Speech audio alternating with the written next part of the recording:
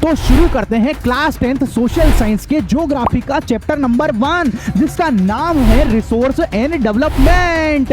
तो इस चैप्टर को पढ़ के आपको मजा आ जाएगा बच्चों। मैं इसको एनिमेशन और ग्राफिक्स के साथ में पढ़ाऊंगा, जिससे सारी चीजें आपकी खोपड़ी में बहुत आसानी से घुस जाएगी और आपको सोशल साइंस एक बहुत अच्छा सब्जेक्ट लगने लग जाएगा। मेरे को पता है अभी आपको चैप्टर को पढ़ के, इन सोशल साइंस को पढ़ के लगता होगा कि यार ये क्या रट्टा मार, यार कितनी बोरिंग लगती है, कितनी बोरिंग। अरे बोरिंग नहीं है, पढ़ाने वाला बोरिंग होता है, इसलिए सोशल साइंस बोरिंग लगती है। अब देखो आप कितना मजेदार समझ में आएगा आपको। ठीक है, तो शुरू करते हैं हम लोग हमारे रिसोर्स को। जैसे हमारे पास पानी है ना, ये फॉरेस्ट है, ये विंड है, सॉइल है और यहाँ तक कि ये सारे एनिमल्स हैं। अब ये जितनी भी चीजें हैं ना, ये सारी की सारी चीजें हमारे जरूरत की चीजें होती है ना। तो वो सारी चीजें दुनिया की, वो सारी चीजें जो हमारी नीड को सेटिस्फाई करे, किसको, हमारी नीड को सेटिस्फाई करे, वो सारी की सारी चीजें रिसोर्स कहलाती है, साधन कहलाती है बच्चों। अब यहां पर एक छोटी सी कंडीशन है कि हम रिसोर्स उसी को बोलते हैं जो कि हमारे लिए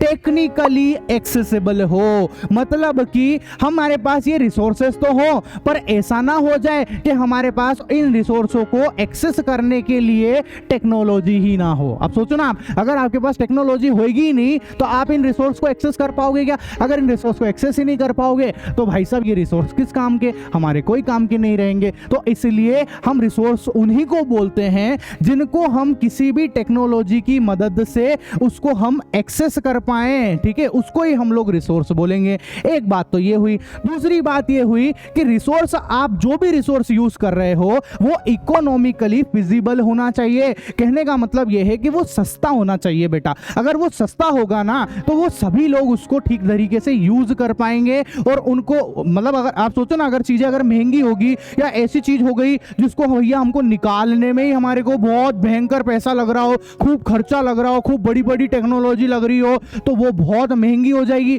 अब क्या महंगी महंगी चीजें हर आदमी यूज कर सकता है क्या? नहीं कर पाएगा। ठीक है, तो रिसोर्स की दूसरी कंडीशन क्या है कि वो जो है इकोनॉमिकली फिजिबल होना चाहिए। और तीसरी बात ये है कि वो कल्चरली एक्सेप्टेबल हो। मतलब कि जो भी चीज जिसको आप रिसोर्स मान रहे हो उसको पूरी दुनिया स्वीकार ले कि हाँ भैया ये सभी लोगों के लिए फायदेमंद हो। ऐसा ना हो कि आपके मन में आ जाए कि मैं तो एक बॉम्ब बनाऊंगा, ठीक है सर, ये भी एक रिसोर्स है, एक बॉम्ब बनाऊंगा, टेक्नोलॉजी भी है, सब कुछ चीजें। अब भाई साहब बताओ यार, बॉम्ब क्या दुनिया एक्सेप्ट करेगी क्या? बॉम्ब को आप तो फोड़ फाड़ दोगे, सब दूर है ना, पूरा सबको नुकसान पहुंचाओगे। तो ऐसी चीज जो है वो भैया रिसोर्स नहीं कहलाती है। बात समझ में आई? ठीक है, अब आपकी बुक के अंदर ये एक मेड एंगल दे रखा है, एक डोरिटोस ट्रायंगल दे रखा है आप लोगों को, और वो ये बताता है कि देखो ये हमारे पास, इस ट्रायंगल को ध्यान से देखना, इसके बीचों बीच में कौन है? ह्यूमन बीइंग्स, मानव है, हम लोग हैं। ठीक है, और ऊपर आप देखोगे यहाँ पे, तो यहाँ है फिजिकल एनवायरनमेंट, भौतिक पर्यावरण है। कौन है? हमारा नेचर।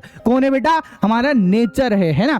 फिर आप देखो इस वाली जगह पर है टेक्नोलॉजी। कौन है? टेक्नोलॉजी है। और इधर जो है बच्चों ये है इंस्टीट्यूशन। इंस्टीट्यूशन मतलब संस्थाएं, मतलब बड़ी बड़ी फैक्ट्रियां। ठीक है, वो सारी चीजें जो है इस ट्रायंगल के इन तीनों कोनों पे आती है, ये तीन चीजें। ठीक है, अब ये तीनों चीजें, ये ट्रायंगल हमको ये चीज बता रहा है कि भैया ये तीनों ही चीज आपस में इंटरकनेक्टेड हैं। कैसे है? ये तीनों की तीनों चीजें आपस में इंटरकनेक्टेड होती है। कहने का मतलब ये है कि अगर हमारे पास जोरदार टेक्नोलॉजी होगी तो उस टेक्नोलॉजी से हम नेचर की चीजों को, नेचर के रिसोर्सों को एक्सेस कर लेंगे और उन ही रिसोर्सों की मदद से जो है हम उन रिसोर्सों की मदद से खूब बड़ी फैक्ट्री खोलेंगे, खूब सारा व्यापार कर सकते हैं और बाजार में इस सब चीजों की वजह से खूब सारा पैसा आना स्टार्ट हो जाता है और लोगों की तरक्की हो पाती है बेटा। ठीक है, तो समझ में आया ये क्या चीज बताना चाह रहा था आपको? ठीक है, अच्छा अब ध्यान से देखोगे आप तो हम क्लासिफिकेशन ऑफ रिसोर्स को समझते हैं, है ना। तो जो क्लासिफिकेशन ऑफ रिसोर्स होता है वो 4 टाइप का होता है। सबसे पहला होता है हमारे पास बेस्ड ऑन ओरिजिन, उपपत्ति के आधार पर। ठीक है, दूसरा नंबर होता है बेस्ड ऑन एग्जॉस्टिबिलिटी, समाप्यता मतलब खत्म होने के आधार पर। और फिर आता है बेस्ड ऑन ओनरशिप, मतलब उसका मालिक कौन है उस रिसोर्स का, उस बेस पे आता है। और चौथा नंबर होता है हमारा on the basis of status of development, development के विकास के स्तर के आधार पर। ठीक है बेटा। अब यहाँ पर आप ध्यान से देखो, ये जो बेस्ड ऑन ओरिजिन है इसके हिसाब से रिसोर्स दो टाइप के होते हैं। एक होता है जैव मतलब बायोटिक, एक होता है एबायोटिक मतलब कि अजैव। समझ में आई बात। दूसरी बार फिर जो हमारे पास बेस्ड ऑन एक्सॉस्टिबिलिटी है इसके हिसाब से भी रिसोर्स दो टाइप के, एक रिन्यूएबल मतलब कि नवीकरणीय योग्य, दूसरा होता है नॉन रिन्यूएबल मतलब कि अनवीकरणीय योग्य। फिर आप देखोगे तो बेस्ड ऑन ओनरशिप के हिसाब से चार टाइप के होते हैं। एक होता है इंडिविजुअल, दूसरा होता है कम्युनिटी, तीसरा होता है नेशनल और चौथा होता है इंटरनेशनल। ठीक है, उसके बाद आप देखोगे यहाँ पे तो इसके हिसाब से तीन टाइप के होते हैं। एक होता है पोटेंशियल जिसको संभावी बोलते हैं, एक होता है हमारे पास डेवलपमेंट स्टॉक जिसको विकसित भंडार बोलते हैं, और एक होता है हमारे पास रिजर्व जिसको संचित कोष बोलते हैं बेटा। तो ये पूरी की पूरी चीजें, ये पूरा का पूरा चार्ट अब हमको आगे पढ़ना है। इन्हीं के बारे में एक एक चीजों को बहुत अच्छे से समझना है बेटा इस चैप्टर में। ठीक है, बेस्ड ऑन ओरिजिन के हिसाब से क्लासिफिकेशन देख रहे हैं बच्चों, ध्यान से देखो। सबसे पहले आता है बायोटिक रिसोर्स जिसको जैव संसाधन कहते हैं। इसका मतलब यह होता है कि इसके अंदर वो सारे रिसोर्स आ जाते हैं जिसमें जान होती है, जो जीवित होती है, जिसमें लाइफ होती है, जीवन जिसमें होता है, वो सब बायोटिक कहलाते हैं। एग्जाम्पल के लिए जैसे देखो, ये हमारे पास एक पौधा है, पेड़ पौधे जो है उनमें जीवन होता है, तो ये बायोटिक रिसोर्सेस है। हम इंसान खुद, हम भी जो है बायोटिक रिसोर्स है बेटा। या जैसे ये मछली को देखो आप, ये जानवर जो होते हैं, मछली जो होती है, ये भी बायोटिक रिसोर्स है। और जो जिराफ है, जो जानवर होते हैं ना, वो सारे के सारे बायोटिक रिसोर्स कहलाते हैं। ठीक है, कहने का मतलब जिसमें जान होती है, जिसमें लाइफ होती है, वो बायोटिक रिसोर्स है। दूसरा नंबर आता है एबायोटिक रिसोर्स, अजैव संसाधन। कहने का मतलब जिसमें जान नहीं हो, जो कि निर्जीव हो, वो सारे के सारे एबायोटिक कहलाएंगे। एग्जाम्पल के लिए देखो आप, जैसे ये चट्टान जो है, क्या चट्टान में जान होती है? बताओ यार, चट्टान में जान होती है क्या? नहीं होती है, तो ये अबायोटिक रिसोर्स कहलाते हैं। ऐसे आप देखोगे तो ये जो हमारे पास सोने का बिस्किट दिख रहा है, ये मतलब मेटल धातुएं, ये भी अबायोटिक रिसोर्स है। उसके बाद देखो आप, जैसे पानी जो है वो भी अबायोटिक रिसोर्स है। और इधर से देखो मिट्टी भी जो है वो अबायोटिक रिसोर्स कहलाती है।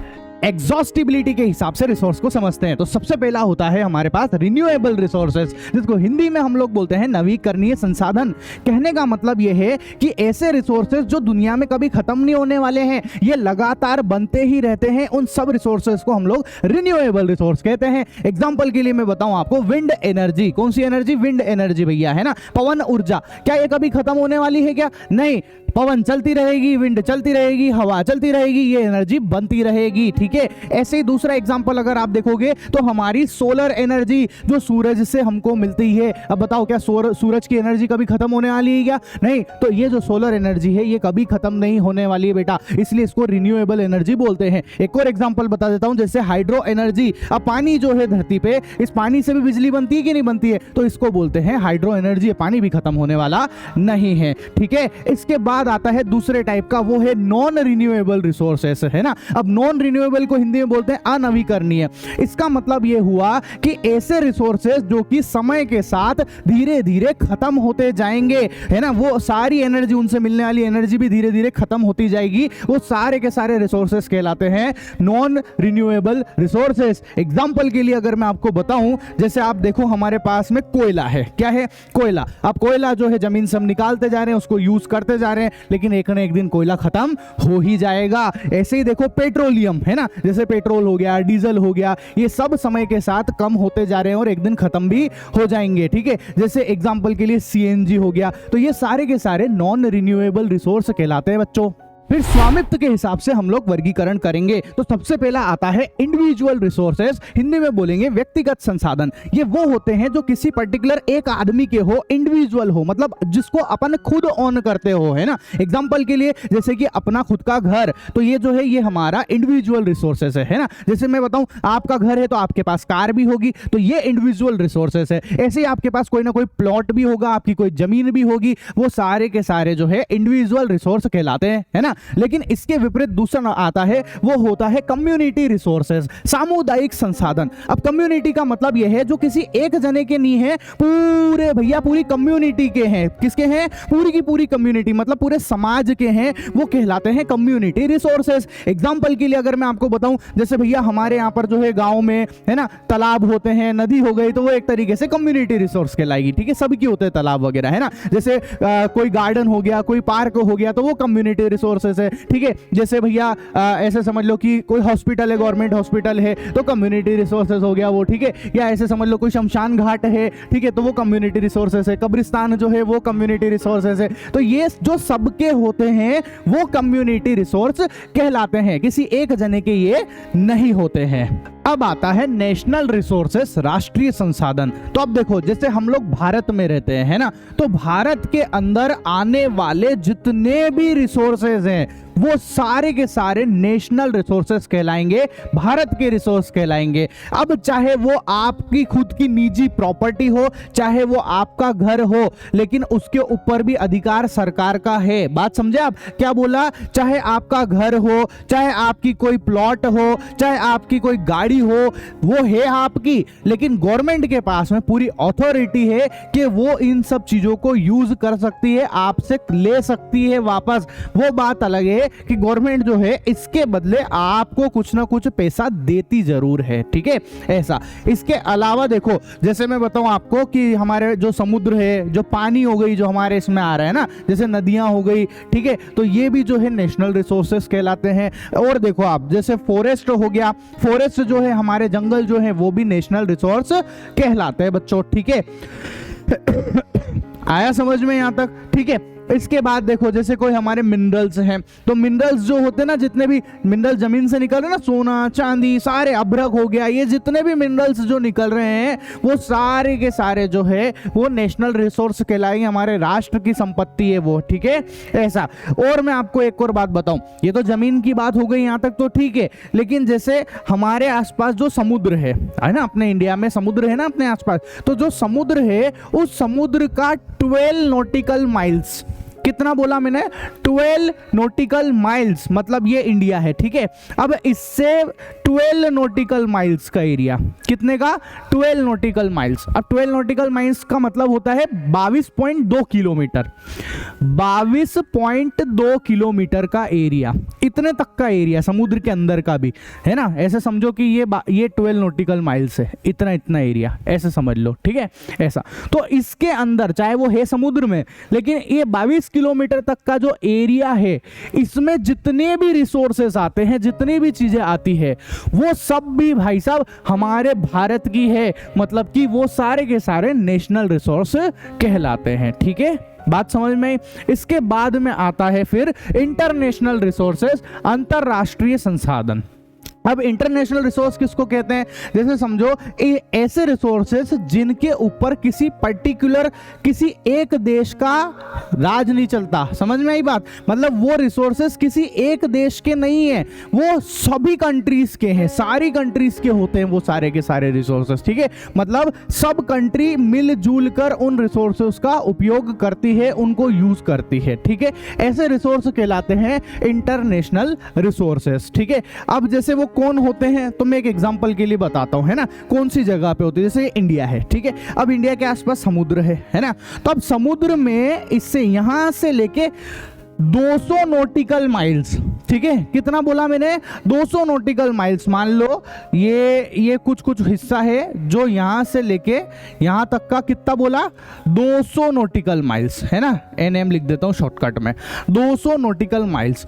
इसके बाहर का जितना भी एरिया आता है, अब इसके बाहर का जितना भी है, जितने भी हिस्सा चल रहा है ये सारा, इसके बाहर 200 नॉटिकल माइल्स के बाहर का जितनी भी जगह दिख रही है ना, ये सारा का सारा, इसके अंदर जितना जितना भी रिसोर्सेज आएगा, जितने भी रिसोर्सेज आएगा, वो सारी की सारी रिसोर्सेज जो है, वो सारी की सारी संपत्ति जो है, वो भाई साहब इंटरनेशनल रिसोर्सेज में आ जाती है। मतलब वो किसी एक देश की नहीं है, वो पूरे सारे देश मिलजुल के उसको यूज करते हैं। ठीक है, मतलब अगर किसी को यूज करना है, यहां से कोई रिसोर्स निकालना है, तो आपको पूरे कंट्री, जितनी भी कंट्री है ना, उन सबसे परमिशन लेनी पड़ेगी, जब जाकर ही आप इन रिसोर्सेज को यूज कर पाओगे। ठीक है, स्टेटस ऑफ डेवलपमेंट के हिसाब से क्लासिफिकेशन। ठीक है, तो सबसे पहला इसमें आता है पोटेंशियल रिसोर्सेज, जिसको हिंदी में बोलते हैं संभावित संसाधन। ठीक है, तो ये वो होते हैं जहां पर ऐसी कुछ जगहें, जैसे मैं बताऊं आपको, जैसे हमारा राजस्थान हो गया, ठीक है, या गुजरात हो गया,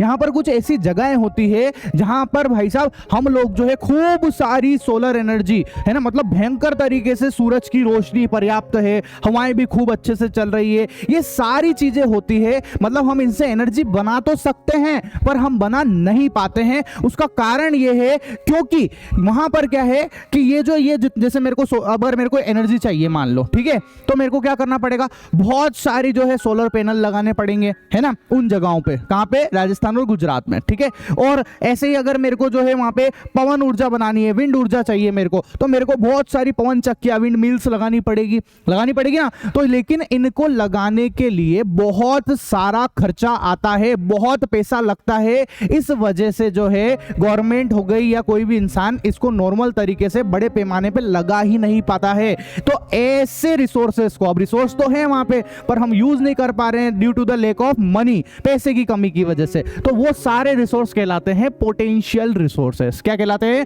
पोटेंशियल रिसोर्स कहलाते हैं। ठीक है, ऐसे ही फिर दूसरे नंबर पे आता है डेवलप्ड रिसोर्स। कौन से रिसोर्स? Developed resource. ऐसे रिसोर्स जिनकी क्वालिटी हमको पहले से पता है, जो डेवलप्ड हो चुके हैं, जिनको हम यूज कर रहे हैं, वो सारे के सारे डेवलप्ड रिसोर्स कहलाते हैं। एग्जांपल के लिए हम बताऊं, जैसे कोयला है ना, कोल माइंस हो गए, ठीक है, या जो है पेट्रोलियम हो गए, ठीक है, या तेल के कुएं हो गए। तो ये रिसोर्स ऐसे रिसोर्स है जिनको हम ऑलरेडी यूज कर रहे हैं, वो डेवलप्ड रिसोर्स कहलाते हैं। ठीक है, उसके बाद आता है फिर स्टॉक रिसोर्सेज, भंडारित संसाधन। ठीक है, अब स्टॉक रिसोर्स किसको कहते हैं, मेरी बात बहुत ध्यान से समझना। ठीक है, एक एग्जांपल से समझाता हूं मैं आपको। जैसे देखो, ये पानी है, क्या है? ये पानी है। अब इस पानी का फॉर्मूला होता है H2O, है ना।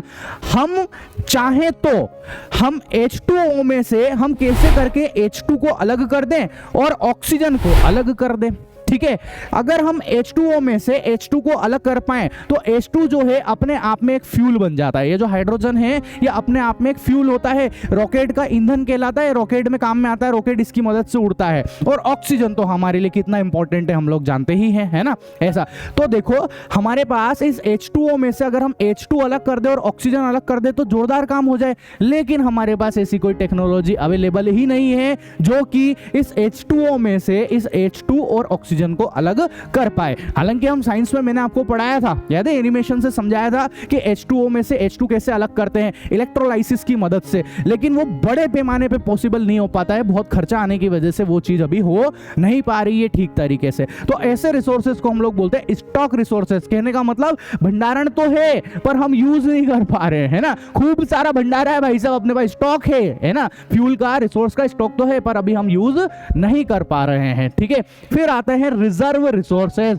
अब रिजर्व रिसोर्सेज कौन होता है? जैसे मैं बताऊं आपको, हमारे पास में डैम वाटर कौन है? ये जो डैम वाटर है, इसमें बहुत सारा पानी है ना, तो रिजर्व कर रखा है हमने उस सारे पानी को। ठीक है, लेकिन अभी हम उस रिसोर्स को जो है उसको भी यूज प्रॉपर तरीके से नहीं कर पा रहे हैं, लेकिन हमने स्टॉक कर रखा है, रिजर्व कर लिया उस चीज का। ठीक है, तो क्या बोला? The use of such resources has not been fully started and they are used only up to a limited extent. कहने का मतलब एक लिमिट तक ही हम इसको यूज कर पा रहे हैं। बताओ ना, कितनी जगह पर डैम है, डैम तो बहुत सारी जगह है, पर बिजली कितनी जगह बन रही है? तो लिमिट कोई जगह पर ही तो बिजली बन रही है, कुछ सारे के सारे डैम पे तो बिजली बन नहीं रही है। ठीक है, लेकिन हमने पानी को तो रिजर्व कर रखा है ना, इसलिए ये कहलाते हैं रिजर्व रिसोर्सेस।